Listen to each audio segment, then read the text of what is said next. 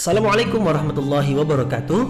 Mari klik subscribe di channel ini dan aktifkan tanda loncengnya untuk mendapatkan update pemberitahuan di video berikutnya.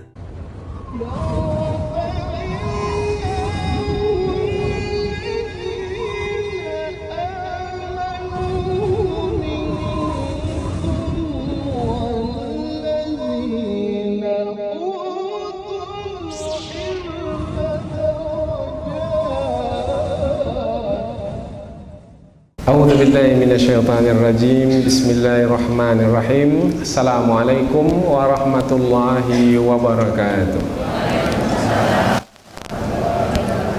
Alhamdulillahi rabbil alamin wa bihi nasta'in wa ala umurid dunya waddin nasta'inuhu wa nastaghfiruh wa na'udzu billahi min shururi anfusina wa min sayyiati a'malina.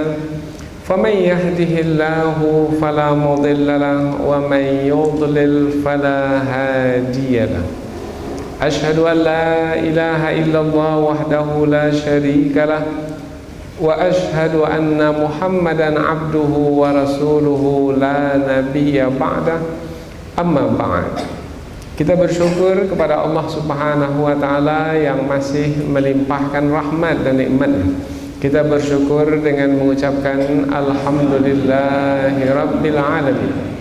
Tidak lupa pula bersalawat kepada Rasulullah dengan mengucapkan Allahumma salli ala Sayyidina Muhammad wa ala ali Sayyidina Muhammad. Dan bersalam kepada Rasulullah dengan mengucapkan Assalamu alayka ya Rasulullah.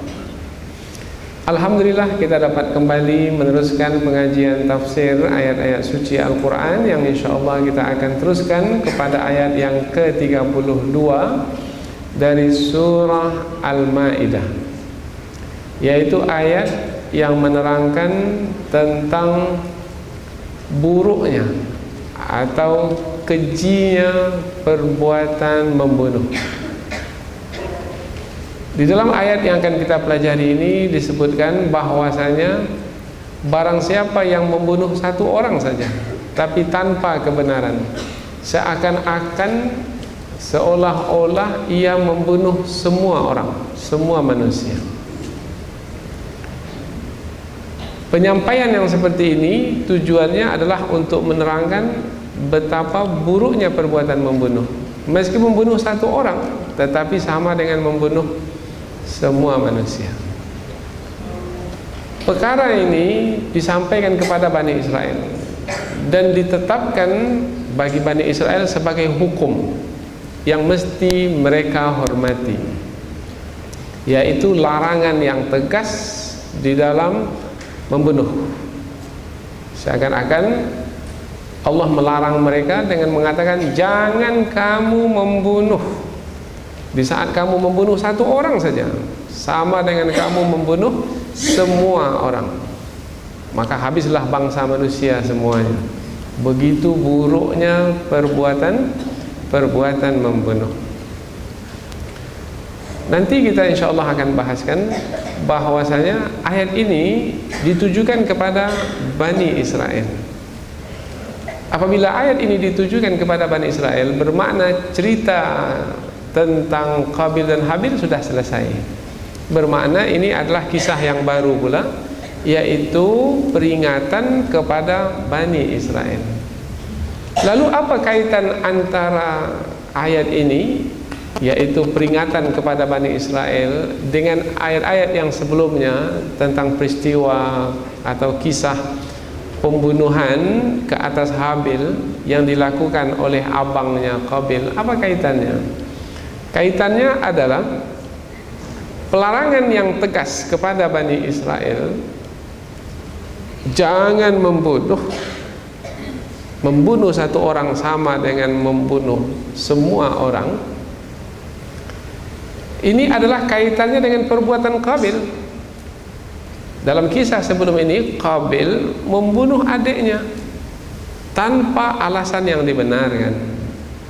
Apa sebab dia membunuh adiknya? Karena dia menganggap adiknya ini sebagai penghalang bagi baginya untuk menyampaikan kehendak hawa nafsunya. Kehendak hawa nafsunya dia mau menikahi saudara perempuan yang sama lahir dengannya, tapi adiknya ini menghalang, maka yang menghalang ini mesti dibunuh. Bermakna dia membunuh disebabkan karena dorongan hawa nafsunya. Nah, ayat ini pula memberikan pesan kepada Bani Israel, jangan kamu membunuh karena hawa nafsu seperti yang dilakukan oleh Qabil kepada Habil.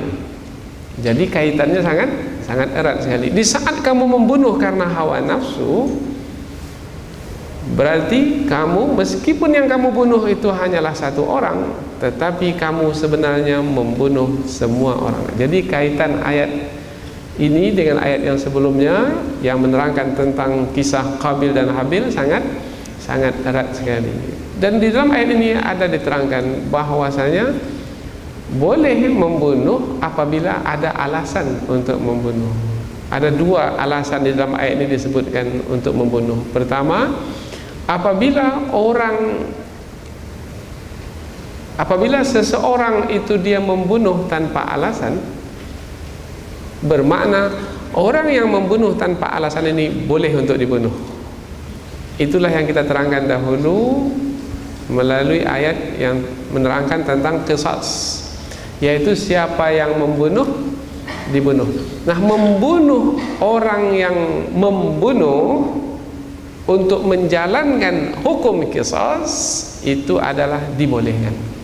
Nah, jadi ada pembunuhan yang dibolehkan, yaitu pembunuhan umpamanya disebabkan karena orang yang akan kita bunuh itu dia telah membunuh orang lain. Mengapa kita membunuhnya? Untuk menjalankan hukum qisas. Kemudian nanti kita akan terangkan juga bahwasanya alasan yang kedua boleh untuk membunuh siapa? Membunuh orang yang melakukan kerusakan di muka bumi. Apa di antara perbuatan yang merusak di muka bumi? Di antaranya adalah murtad dari agama Islam. Itu perbuatan merusak agama. Maka hukum ke atas orang yang murtad di dalam Islam adalah dibunuh. Jadi siapa yang keluar dari agama Islam murtad, maka hukumannya adalah bunuh ke atasnya. Atau umpamanya ada yang merusak dengan berzina, dan yang berzina ini pula sudah berumah tangga, sudah punya istri, sudah punya suami, kemudian masih berzina juga, maka hukuman ke atas orang yang berzina yang telah berumah tangga adalah dirajam sampai mati. Nah, kalau dirajam sampai mati bermakna kita membunuh orang yang berzina itu. Tapi tidak bagi orang yang belum berumah tangga, karena bagi yang belum berumah tangga rajamnya itu hanyalah 100 kali saja. Tetapi kalau sudah berumah tangga masih juga lagi berzina, maka hukumannya di dalam Islam adalah dibunuh. Nah, ketika membunuh orang yang telah berzina itu sebagai menjalankan hukum rajam, disebut hukum hudud, ini dibolehkan di dalam Islam. Jadi ada dua alasan, yaitu alasan pertama boleh membunuh orang yang membunuh, dan yang kedua boleh membunuh orang yang melakukan kerusakan seperti murtad, seperti apalagi berzina, atau seperti orang yang memberontak untuk mengacau balau dengan negara. Nah, ketika itu dibolehkan, yaitu qitalul bughat namanya dalam pengajian fikih. Namun ayat ini secara umum menyampaikan bahwasanya adalah dilarang untuk melakukan pembunuhan tanpa alasan. Inilah ayat yang ke-32 dan kaitannya dengan ayat-ayat yang sebelumnya. Sekarang kita akan lihat ayat ini lebih dekat lagi melalui tafsirnya, namun kita akan membacanya terlebih dahulu. Mudah-mudahan ada pahalanya insyaallah. Setelah itu barulah kita menerjemahkannya secara harfiah. Tujuan terjemahan harfiah supaya kita lebih dekat lagi dengan ayat ini. Kemudian kita akan berikan tafsir ringkas. Setelah itu barulah tafsir yang lebih terperinci. Allah Subhanahu wa taala berfirman, a'udzubillahi minasyaitonirrajim, bismillahirrahmanirrahim. Min ajli dzalika katabna ala bani Israil annahu man qatala nafsan bighairi nafsin aw fasadin fil ard faka'annama qatalan nasa jami'a wa man ahyaha faka'annama ahyan nasa jami'a wa laqad ja'athum rusulana bil bayyinat thumma inna katsiran minhum ba'da dzalika fil ardi lamusrifun. Allah Subhanahu wa taala berfirman, min ajli zalika, oleh karena itu, katabna, kami telah menetapkan sebagai satu kewajiban, bermakna dia adalah merupakan hukum, ala Bani Israel, atas Bani Israel, atau boleh juga bagi Bani Israel, annahu, bahwasanya, man qatala nafsan, barang siapa yang membunuh seseorang, bighairi nafsin, tanpa orang tersebut membunuh orang lain. Tapi kalau dia membunuh orang lain, boleh membunuh. Tetapi dia tak ada membunuh orang lain, bukan disebabkan karena dia membunuh orang lain, au fasadin fil ard, dan bukan pula dia melakukan kerusakan di muka bumi. Itu bermakna tidak boleh membunuh. Faka'annama, maka seakan-akan atau seolah-olah, qatalan nasa jami'a, sesungguhnya dia telah membunuh manusia semuanya. Wa man ahyaha, dan barang siapa yang menghidupkannya, makna menghidupkannya ini adalah membiarkan hidup dengan tidak membunuh seseorang. Kalau tadi dengan membunuh, sekarang pula dengan tidak membunuh, menahan diri dari membunuh seseorang, bermakna membiarkan hidup orang lain atau memelihara kehidupan orang lain, kehidupan seseorang. Faka'annama ahyan nasa jami'a, maka seakan-akan ia telah memberikan kehidupan kepada semua manusia. Walaqad ja'athum rusuluna, dan sesungguhnya telah datang kepada mereka rasul-rasul kami. Kepada mereka, mereka siapa? Bani Israel, karena ayat ini tentang Bani Israel. Rasul-rasul kami di sini adalah Allah Subhanahu wa ta'ala, bil bayyinat, dengan keterangan yang jelas. Summa, kemudian, inna katsiran minhum, sesungguhnya kebanyakan dari mereka siapa? Bani Israel, ba'da dzalika, setelah itu, setelah hukum ini disampaikan kepada mereka, fil ardi, di muka bumi, la musrifun, sungguh mereka itu melampaui batas, yaitu dengan melakukan kerusakan, di antaranya adalah pembunuhan seperti yang kita saksikan hari ini. Mereka membunuh di Afghanistan, mereka membunuh di Irak, mereka membunuh di Mesir, bahkan sekarang ini dengan terang-terang mereka membunuh di Palestina. Jelas mereka ini adalah orang-orang yang melampaui batas. Mestinya mereka berada dalam batasan yang telah Allah tetapkan, yaitu jalankan saja perintah Allah, kemudian larangan Allah jauhi. Tetapi perintah Allah tidak dibuat, larangan Allah pula yang dilakukan, maka mereka ini adalah orang-orang yang melampaui batas. Baik, kita lihat dari awal ayat, kita terjemahkan langsung, kemudian kita berikan kesimpulan dari ayat ini.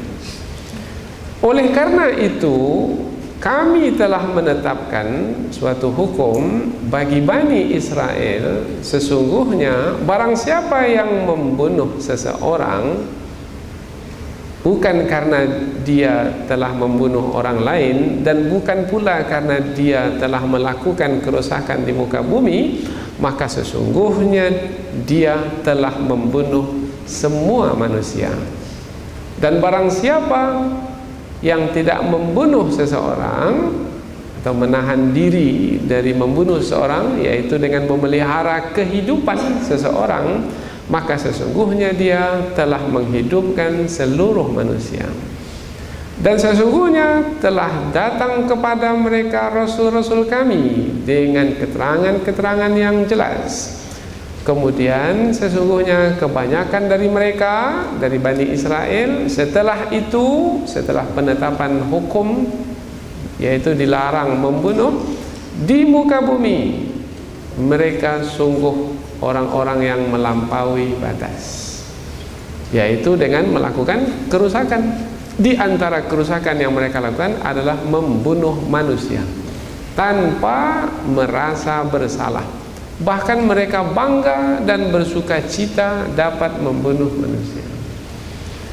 Ini adalah ayat yang ke-32 dari surah Al-Maidah, yaitu ayat yang menerangkan tentang hukum membunuh. Ia adalah perbuatan yang sangat dilarang di dalam Islam.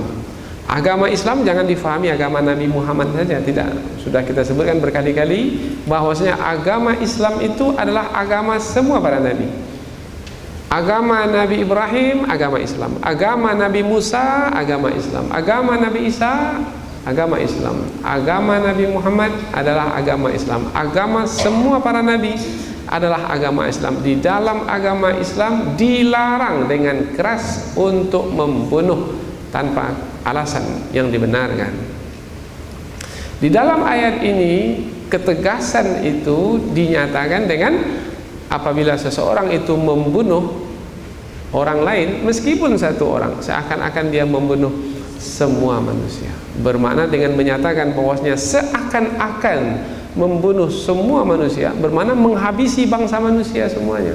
Oh, itu adalah kejahatan yang sangat besar sekali. Itu adalah perbuatan yang sangat keji sekali. Kalau perbuatan jahat itu adalah besar, maka balasan atau hukuman yang akan diterima dari sisi Allah adalah hukuman yang besar pula. Inilah dia ayat yang ke-32, yaitu berkaitan tentang buruknya atau tercelanya atau kejinya perbuatan membunuh. Dan sebenarnya ini perlu untuk disampaikan pada hari ini, karena pada hari ini nampaknya harga nyawa itu sangat murah sekali. Di barat, siapa saja boleh memiliki senjata. Bahkan anak kecil pun mudah sekali untuk membeli senjata. Kemudian dia datang ke sekolah, kemudian dia bunuh orang yang ada di sekolah itu. Bahkan guru-guru yang ada di depan matanya pun dia bunuh. Dan dia bangga melakukannya, tidak merasa bersalah di dalam melakukannya. Ada lagi yang lain, yaitu umpamanya mengendarai kendaraan laju-laju dengan bermegah-megah, yaitu bersukaria selaju mungkin. Dia berpacu, bukan berpacu di tempat rally umpamanya, di sirkuit, tidak, dia berpacu di jalan raya. Kalau orang Malaysia menyebutnya lomba haram namanya, yaitu berlomba di jalan raya dan diharamkan karena tidak dibenarkan melalui hukum lalu lintas yang ada. Kemudian mereka melanggar pengguna jalan yang lainnya dan membunuhnya. Ini berarti telah menghilangkan nyawa orang lain dengan mudah. Itu adalah membunuh. Maka hukumnya adalah di dalam Islam, karena perbuatan itu sangat buruk dan keji sekali, siapa yang membunuh dengan bersengaja maka dia mesti dibunuh. Hanya dengan cara seperti itu, orang yang punya keinginan untuk membunuh, punya rencana untuk membunuh, jadi berhenti dari berkeinginan. Sebab akibatnya adalah apabila dia nanti membunuh, maka dia pula akan dibunuh. Tak ada orang yang tak sayang kepada nyawanya sendiri. Jadi hukum Islam yang datang dari sisi Allah adalah hukum yang memagar manusia sehingga manusia tidak menyampaikan keinginan yang buruk yang datang dari hawa nafsunya, yaitu membunuh orang lain. Sekarang ini mudah sekali. Istrinya tak mau melayannya dengan baik, dah dia bunuh istrinya. Dia siram bensin ke tubuh istrinya, kemudian dia sulut api dan terbakar. Terjadi. Kemudian karena susahnya hidup, dia beri racun anak-anaknya. Kemudian dia sendiri pun minum racun, kemudian mati secara bersama-sama. Mudah sekali untuk membunuh. Padahal perbuatan ini perbuatan yang keji. Barang siapa yang membunuh orang lain dengan bersengaja, maka akan dikekalkan di dalam api neraka selama-lamanya. Perbuatan ini perbuatan yang sangat buruk dan tercela sekali. Bahkan pada hari ini kalau tidak mau melakukannya sendiri atau langsung, boleh mengupah orang lain. Beri saja 20 juta, 30 juta, maka selesai sudah. Nanti terdengar saja sudah dibunuh.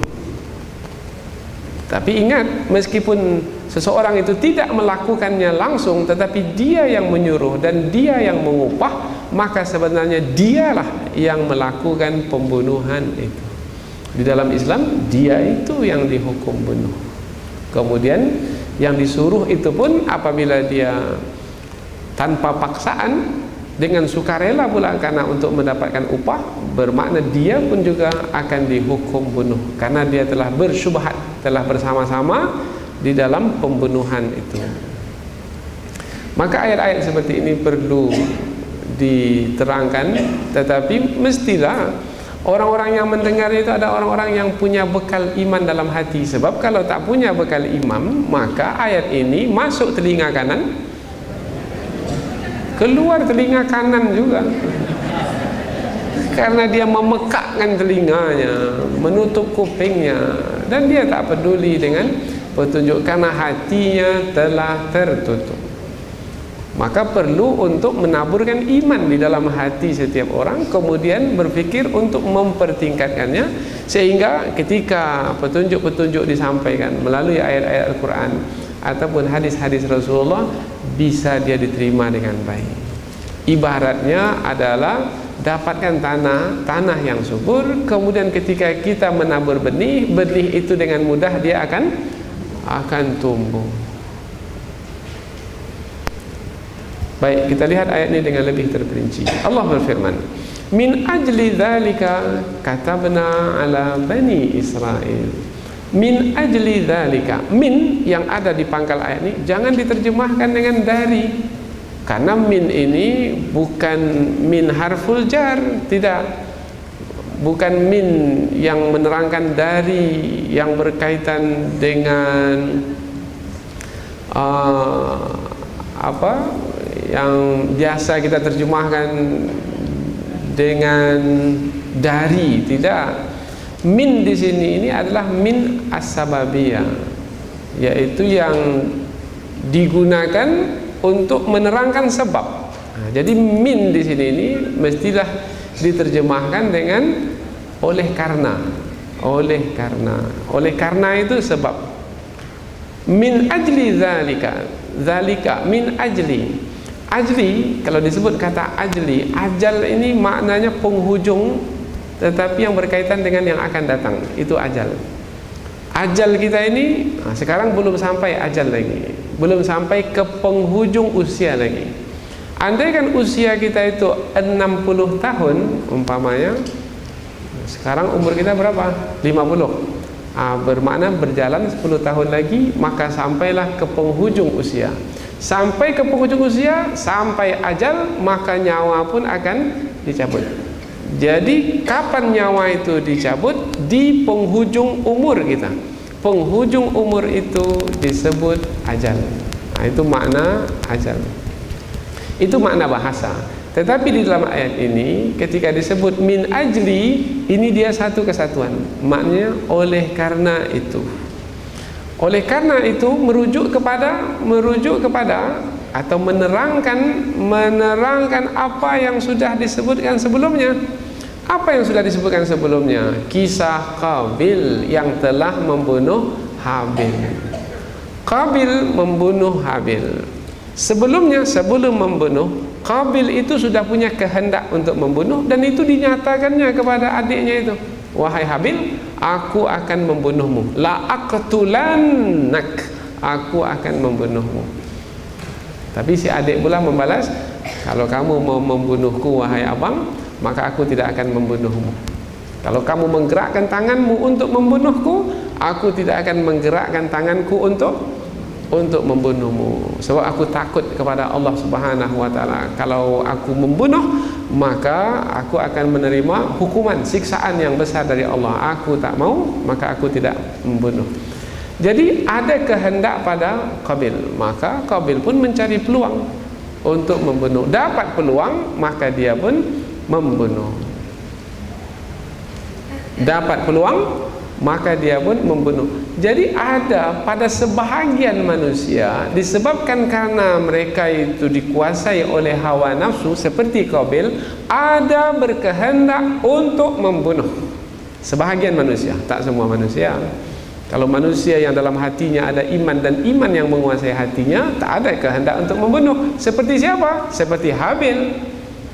Tetapi ada sebahagian manusia, karena dikuasai oleh hawa nafsu, maka hawa nafsunya itu melahirkan kehendak untuk membunuh. Nah, supaya manusia yang berkehendak untuk membunuh ini tidak membunuh, kita ulang sekali lagi. Supaya manusia yang punya kehendak untuk membunuh itu tidak membunuh, maka ditetapkanlah hukuman bahwasanya apabila nanti membunuh, maka yang membunuh itu akan dibunuh. Takut tak kira-kira? Tak jadi dia berkehendak lagi. Saya akan dibunuh. Tak jadi.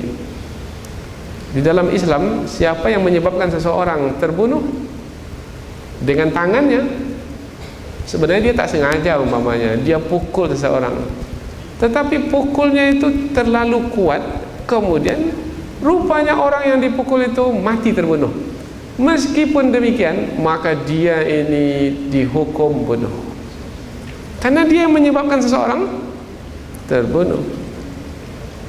Maka seseorang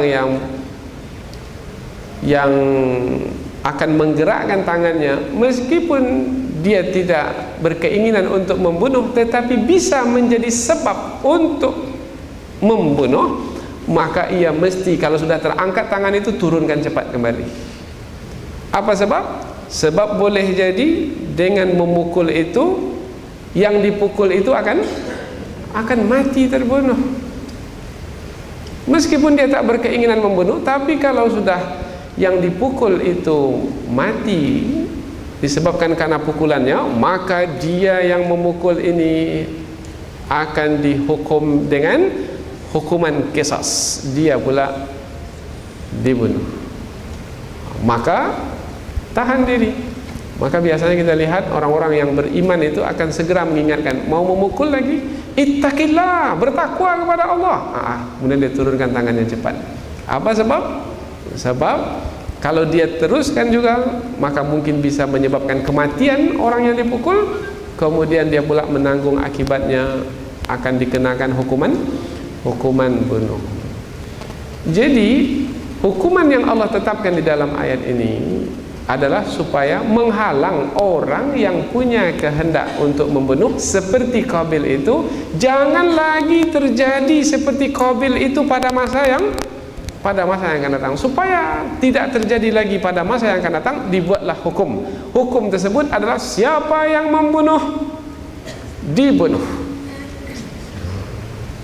Kalau itulah hukuman yang akan kita berlakukan, maka kita akan melihat, kita akan menyaksikan bahwasanya tidak akan ada yang berani untuk membunuh. Sekarang mudah sekali, merampok dia ke rumah orang, dia bunuh. Apa sebab? Sebab kalaupun nanti ditangkap, paling-paling saya nanti diberi hukuman 10 tahun penjara.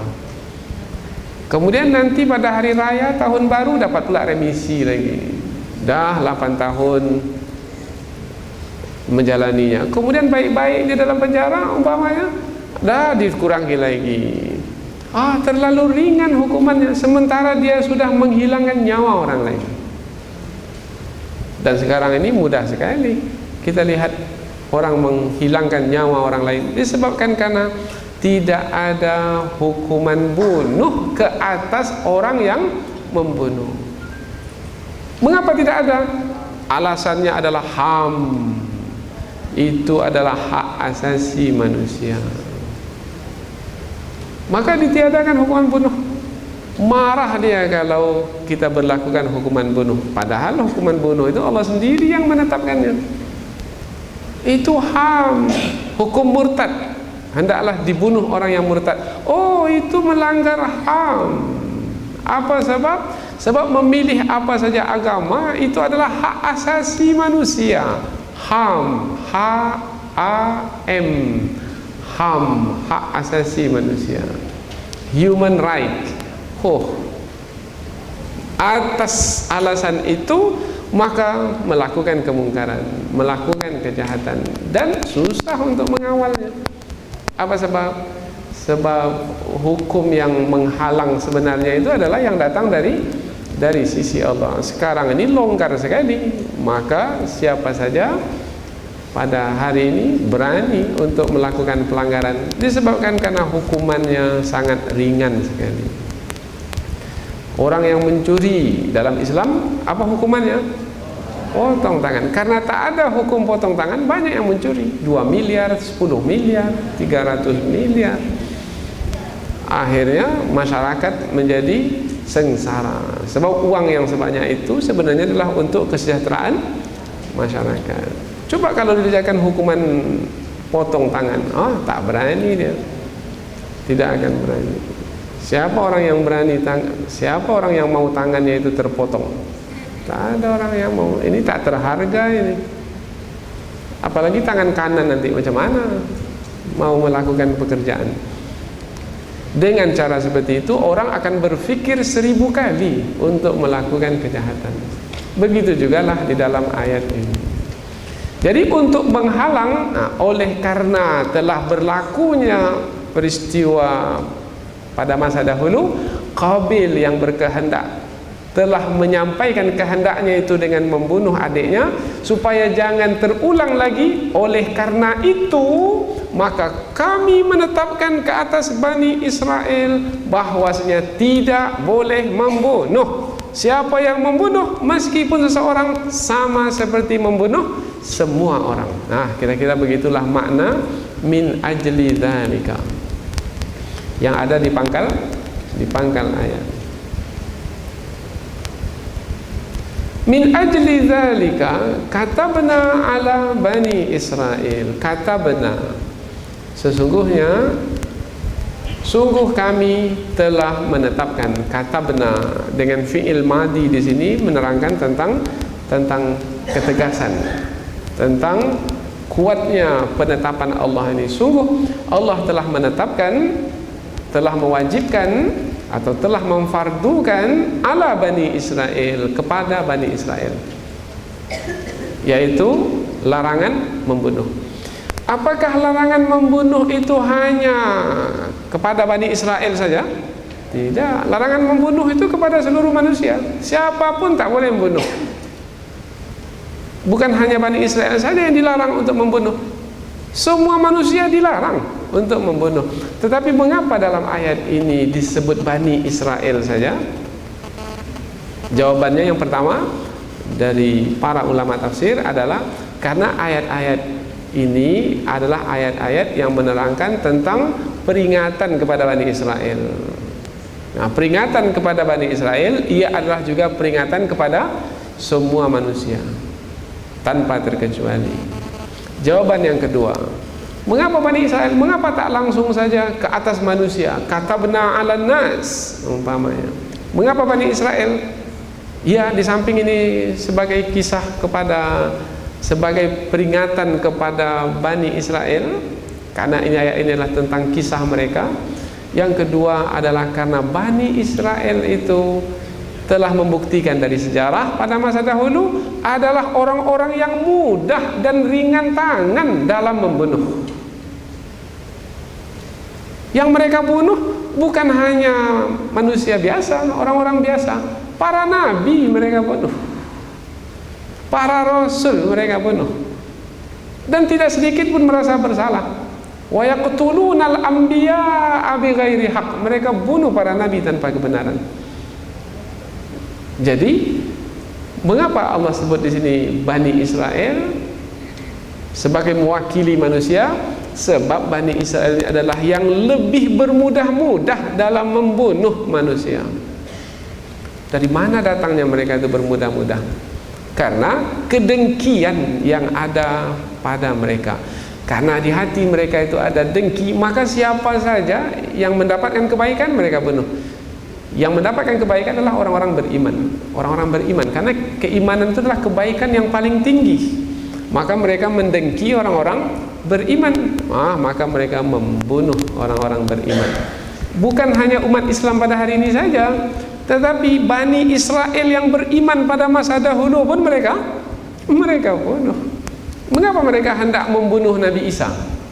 Sebab Nabi Isa itu beriman kepada Allah, maka mereka membunuh Nabi Isa. Padahal Nabi Isa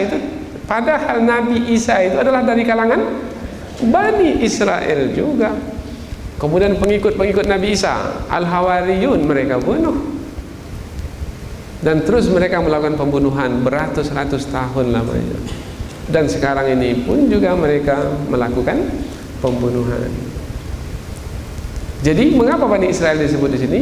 Karena mereka lah orang yang sangat bermudah-mudah untuk membunuh. Maka ketika mereka disebut di sini sebagai perhatian lebih kepada mereka di dalam menerangkan hukum ini, supaya mereka sadar jangan sekali-kali membunuh, karena Allah telah menyebut secara khusus. Nah, kalau sudah disebut secara khusus, bermakna yang disebut itu mesti lebih beringat-ingat di dalam melakukan perbuatan yang tercela ini. Jangan sampai lalai. Apalagi kalau mereka bersengaja dengan angkuh dan sombongnya. Bahkan kita dengar belakangan ini Yasir Arafat itu mereka racun, sehingga mati terbunuh oleh racun. Siapa lagi yang lain? Syekh Ahmad Yasin mereka bunuh. Kemudian boleh saja mereka mengupah seseorang untuk menembakkan tembakan kepada siapa yang diinginkan. Umpamanya tokoh kebangkitan Islam, umpamanya pada awal abad 20, umpamanya Syekh Hasan Al-Banna, selesai pengajian dari masjid, masuk ke dalam kendaraan, dibunuh, ditembak. Kemudian ketika Hasan Al-Banna itu mati tertembak, maka di Amerika itu keluar di halaman muka surat kabar tentang kegembiraan orang-orang Yahudi dan Kristen disebabkan karena kematian Hasan Al-Banna, yaitu pendiri dari gerakan Ikhwanul Muslimin. Membunuh. Dan masih banyak lagi contoh-contoh yang lain yang kalau kita lihat satu persatu dari kasus-kasus yang kita ketahui itu membenarkan apa yang terkandung di dalam ayat ini. Min ajli dzalika katabna ala bani Israil annahu man qatala nafsan bighairi nafsin aw fasadin fil ardh.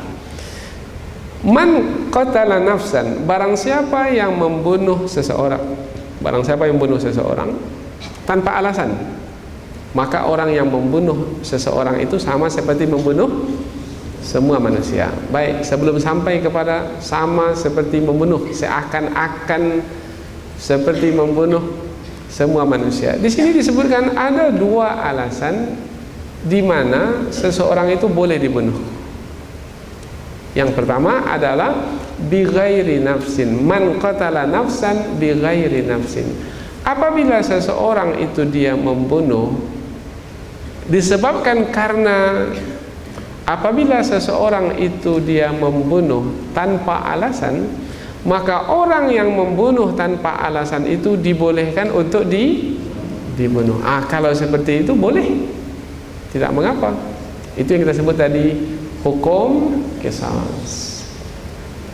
Atau melakukan kerusakan di muka bumi, au fasadin fil ardh. Apabila melakukan kerusakan di muka bumi seperti yang kita sebut tadi, murtad, berzina, umpamanya memberontak.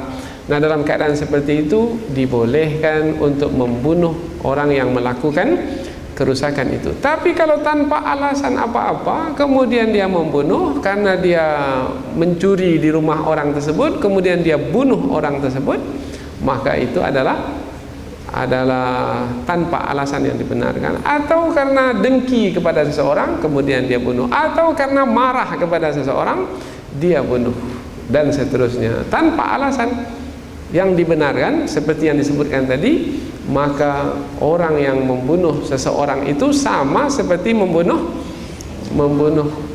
semua manusia.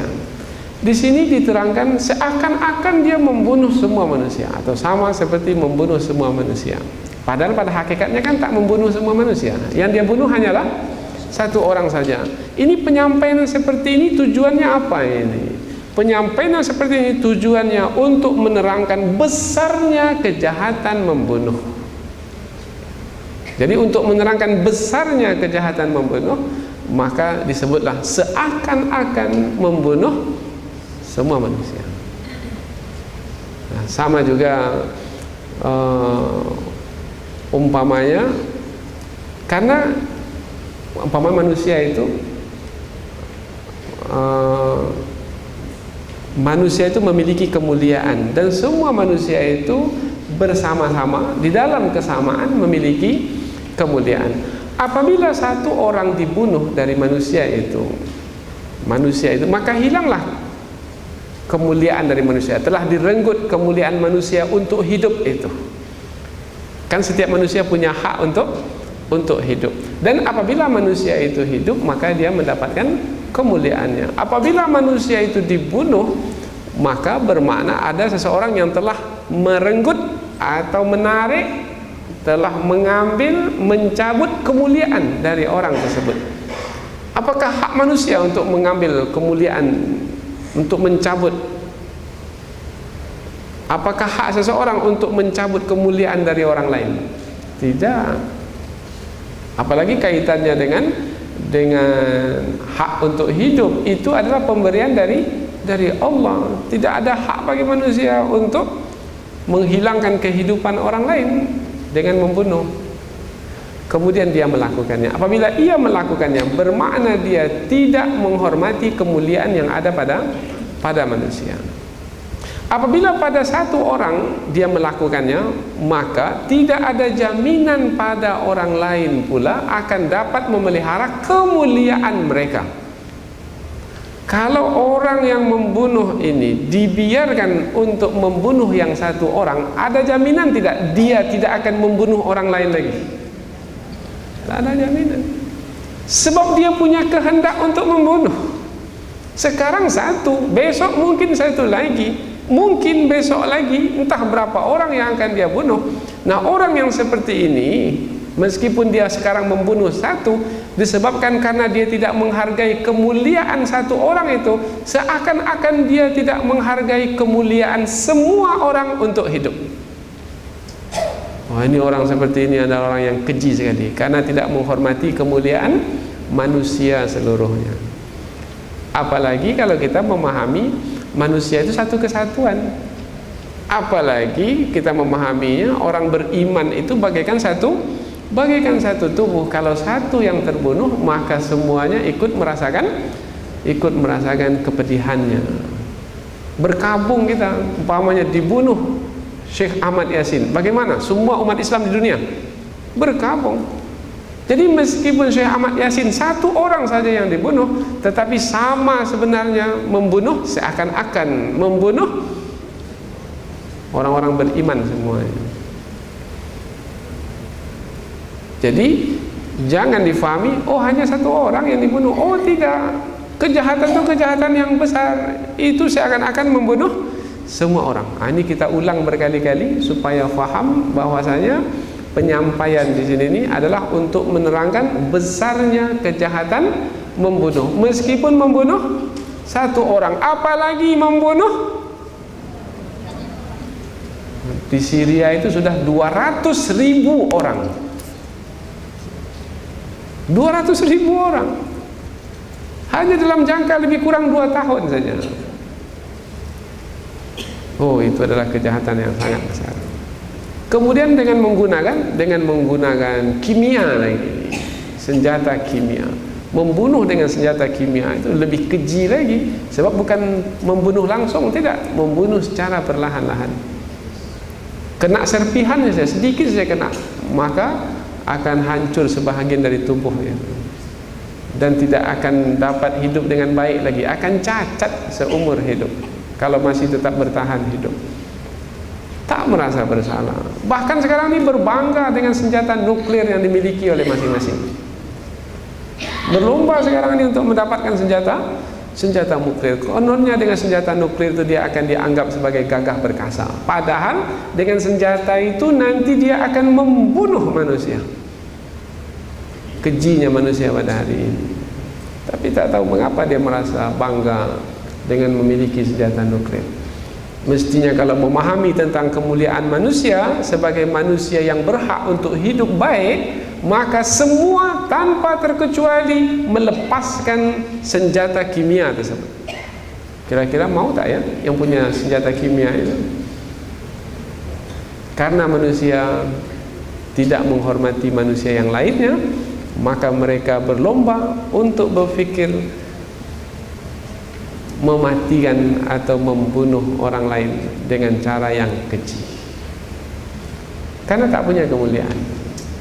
Mengapa tak punya kemuliaan? Karena tidak berpedoman kepada kitab suci, petunjuk dari sisi Allah yang maha mulia.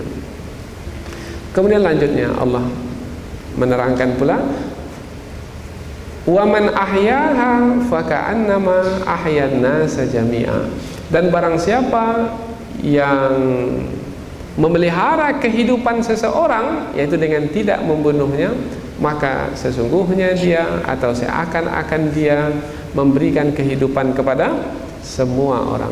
Maksudnya adalah dengan menghormati kemuliaan seseorang untuk hidup, karena kemuliaan manusia adalah dengan memberikan kehidupan kepada manusia, dan manusia itu menjadi mulia karena diberikan hak hidup untuknya, kemudian tidak dibunuh, menahan diri dari membunuhnya sebab tidak ada alasan untuk membunuhnya, meskipun itu ke atas satu orang, tapi sama seperti memberikan kehidupan kepada semua orang. Sebabnya adalah karena menghormati kemuliaan manusia sebagai manusia yang mulia. Meskipun memperlakukannya kepada satu orang, tetapi sebenarnya seakan-akan memperlakukannya kepada semua orang. Berikutnya lagi, walaqad ja'atuhum rusuluna bil bayyinat. Penghujung ayat ini menerangkan kepada Bani Israel, wahai Bani Israel, ingatlah tentang sejarah kelam, sejarah hitammu pada masa dahulu, yaitu telah datang kepadamu rasul-rasul kami, tetapi kamu malah membunuh mereka, kamu malah mengkeji, menghina mereka, kamu malah meninggalkan ajaran mereka, kamu tak mau percaya dan mengikuti mereka. Maka sekarang ini ada pula rasul yang dikirimkan kepadamu, maksudnya Nabi Muhammad sallallahu alaihi wasallam, karena nanti ini kaitannya dengan ayat yang berikutnya. Ini ada rasul yang dikirimkan kepadamu, dan rasul itu telah kamu ketahui melalui kitab sucimu, maka percayailah rasul tersebut, ikutilah ajaran rasul tersebut. Tapi bagaimana Bani Israel? Dalam ayat ini disebutkan, walaqad ja'atuhum rusuluna, dan sesungguhnya telah datang kepada mereka rasul-rasul kami bil bayyinat, dengan keterangan yang jelas bahwasanya memang yang diutus itu, yang datang itu adalah para rasul, membawa keterangan yang jelas. Boleh jadi adalah wahyu Allah, atau boleh jadi makna keterangan yang jelas di sini adalah mukjizat sebagai bukti kerasulan rasul tersebut. Bagaimana sikap Bani Israel? Summa, kemudian, kalau disebut kata kemudian bermakna setelah Rasul itu diutus, sikap mereka kemudian, yaitu setelah itu atau lanjutannya adalah inna katsiran minhum, sesungguhnya kebanyakan mereka. Allah tidak menyebut semua mereka, tidak, tetapi kebanyakan mereka setelah pengutusan para rasul itu, yang para rasul itu menyampaikan kebenaran, bermakna setelah mereka mengetahui kebenaran, setelah itu mereka fil ardi, di muka bumi, la musrifun, sungguh mereka itu orang-orang yang melakukan kerusakan. Mereka adalah orang-orang yang melampaui batas. Al-musrifun ini melampaui batas. Dengan apa melampaui batas? Dengan melakukan kerusakan, merusak. Setiap orang yang melampaui batas merusak. Orang itu merusak dengan melampaui batas. Yang diperintahkan tak dibuat, yang dilarang pula yang dilakukan. Nah, ini namanya melampaui batas. Allah memerintahkan mereka mentauhidkan Allah, mereka pula menyekutukan Allah. Allah memerintahkan mereka ikuti para nabi, mereka pula membunuh para nabi. Allah memerintahkan mereka amalkan ajaran kitab suci, mereka pula membuang kitab suci ke belakang. Allah memerintahkan mereka jangan mencuri, mereka mencuri. Jangan berzina, mereka berzina. Jangan makan riba, mereka mengamalkan riba, dan seterusnya. Dan itu kita saksikan pada hari ini. Sungguh mereka itu orang-orang yang melampaui batas. La musrifun. Jadi ayat ini pertama sebagai peringatan kepada Bani Israel. Kalau pada masa dahulu Rasulullah yang menyampaikannya kepada mereka, kalau sekarang ini kita yang menyampaikannya kepada mereka. Berguna kira-kira ayat Al-Quran ini kepada mereka. Kita sampaikan ayat ini berguna tidak? Berguna bagi sebahagian kecil dari mereka. Apa sebab? Sebab dalam ayat ini Allah menyebut sebahagian besar dari mereka saja yang melampaui batas. Berarti ada sebahagian kecil dari mereka itu yang mau mendengarkan kebenaran, kemudian mau mengikutinya. Pada masa Rasulullah dahulu ada sebahagian kecil dari Bani Israel itu yang memeluk Islam, berarti mau mendengarkan dakwah Rasulullah dan berguna dakwah itu bagi mereka. Tapi kita kan tak tahu mana orang yang termasuk ke dalam sebahagian yang kecil itu mana. Nah, karena kita tak tahu, sampaikan saja kepada semua manusia, kepada semua mereka. Kemudian kalau faktanya nanti bahwasanya kebanyakan mereka menolak, jangan kecil hati, jangan sedih. Apa sebab? Sebab Allah telah menyebut dalam ayat ini kebanyakan mereka melampaui batas. Jadi ayat ini sekaligus sebagai hiburan bagi Rasulullah dahulu dan juga hiburan bagi kita.